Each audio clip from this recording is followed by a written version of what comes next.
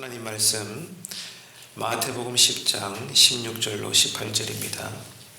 보라, 내가 너희를 보냄이 양을 이리 가운데로 보냄과 같도다. 그러므로 너희는 뱀같이 지혜롭고 비둘기같이 순결하라. 사람들을 삼가라. 그들이 너희를 공회에 넘겨주겠고 그들의 회당에서 책찍질하리라. 또 너희가 나로 말미암아 총독들과 임금들 앞에 끌려가리니 이는 그들과 이방인들에게 증거가 되게 하려 하심이라. 아멘. 이리 가운데 있는 양은 어떤 상태라고 여겨질까요? 이리들에게 잡아먹힐 위험에 노출되어 있는 그런 상태죠. 그렇다고 해서 스스로 방어할 수 있는 힘은 또 없습니다. 그렇기 때문에 이런 양들은 철저하게 목자들에게 의존을 해야 합니다. 예수님께서 처음 이 말씀을 제자들에게 하셨을 때는 특별히 바리새인들을 염두에 둔 말씀이지만 넓게 보면 복음을 적대시하는 이 불신 세상에서 살아가면서도 언제나 복음을 증언하면서 살아야 되는 모든 세대의 그리스도인들에게도 적절한 말씀이 됩니다. 여기서 예수님은 제자들이 어떤 특별한 능력을 갖추고 있는 사람들이라고 묘사하고 있지는 않습니다. 하지만 그렇다고 해서 제자들이 무능하다거나 무지하고 또 무력한 그런 양과 같은 상태에 늘 머물러 있는 그런 사람들인 것도 아니라고 말씀하고 있습니다. 제자들 앞에서 이런 늘 영적인 위험이 도사리고 있었기 때문에 제자들에게 반드시 요구되는 것이 있습니다. 뭐죠? 지혜로움입니다. 반드시 지혜로움이 필요한 것입니다.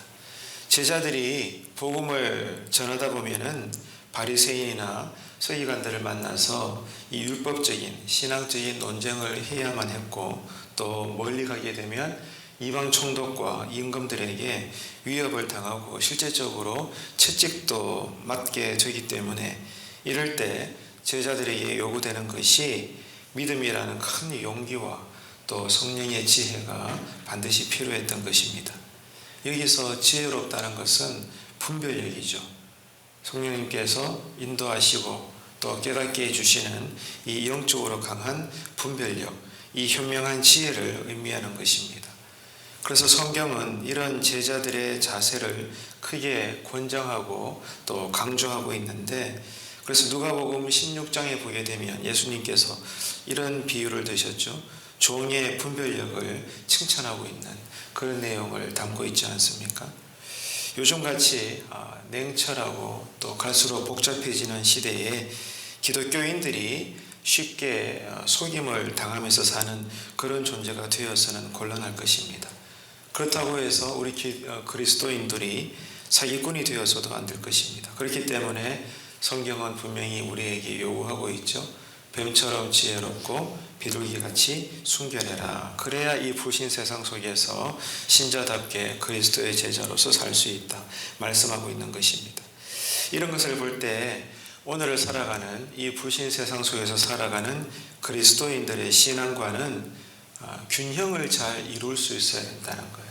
한쪽으로 치우치지 말고 균형을 잘 갖추어서 하루하루 믿음으로 살아나야 되는데 그 균형됨이 어떤 것인가? 분별력과 순결함 사이에서 균형을 잘 갖추라는 겁니다. 무엇이 하나님의 뜻이고 하나님의 뜻이 아닌지 분별할 수 있어야 되고 또 그런 만큼 거룩한 그런 삶을 균형을 잘 이루어야 된다는 겁니다. 그래야만이 지금의 이 불신앙의 세상 속에서 성도들은 신자의 신앙의 사명을 온전히 감당하며 살 수 있다. 주님은 그렇게 말씀하시는 겁니다. 예수님은 당시나 지금이나 우리 그리스도인들, 제자들을 기다리는 세상은 서두에도 말씀을 드렸고 오늘 우리가 읽었던 것처럼 양을 잡아 먹으려고 기다리는 이리의 소굴과 같다라고 말씀하고 있습니다. 그러니까 오늘 또 우리가 어떤 인생관, 세계관, 신앙관을 가지고 살아야 됩니까? 순수해야 되지만 순진해서는 안 된다는 거예요. 착한 게 능사는 아니라는 겁니다. 이것을 우리가 기억을 해야 됩니다.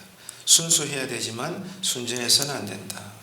믿음이라는 것은 순결함일 뿐만이 아니라 또한 냉철한 지혜로움을 가지고 있는 것입니다. 그렇기 때문에 그냥 어떤 무턱된 종교적 신앙적인 열심은 바른 것이 아닙니다. 주님 보시기에 무지한 열심은 용기가 아니라 만용입니다. 그런 어리석은 열심은 하나님을 위한 일이 아니라 자기 자신을 위한 일일 뿐임을 우리는 늘 기억해야 합니다.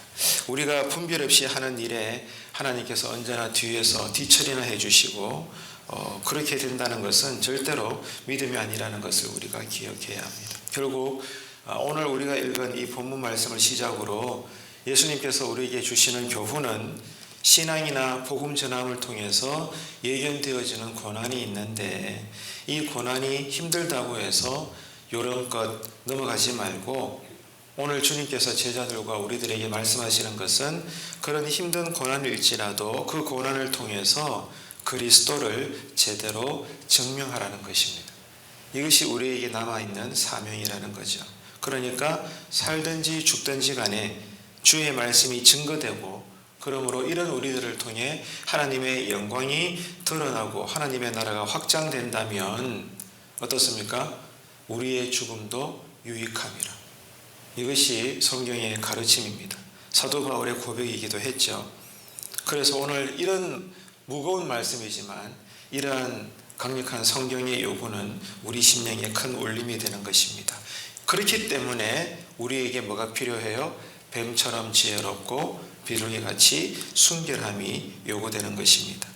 이것은 그런데 우리의 노력과 힘으로 되지 않습니다. 철저하게 성령님의 도우심이 필요합니다. 그래서 성도는 오늘도 어떠해야 됩니까? 성령으로 충만해야 되고 성령의 전신갑주를 입어야 됩니다.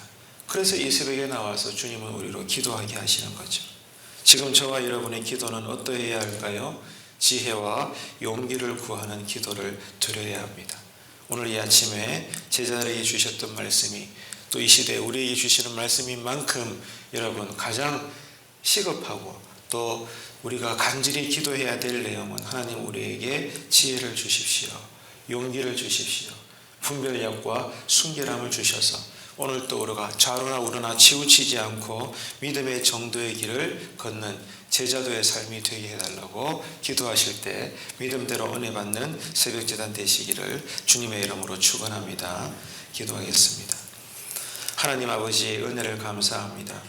오늘 말씀을 믿음으로 읽고 또 듣고 받습니다. 우리에게 뱀처럼 지혜로움과 또 비둘기같이 순결한 믿음과 영을 허락하여 주옵소서.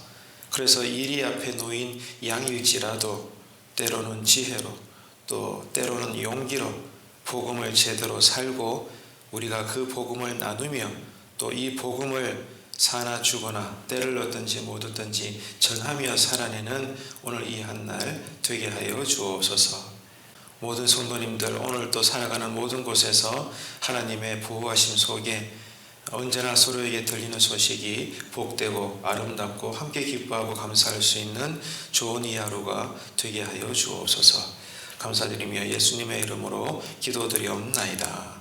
아멘.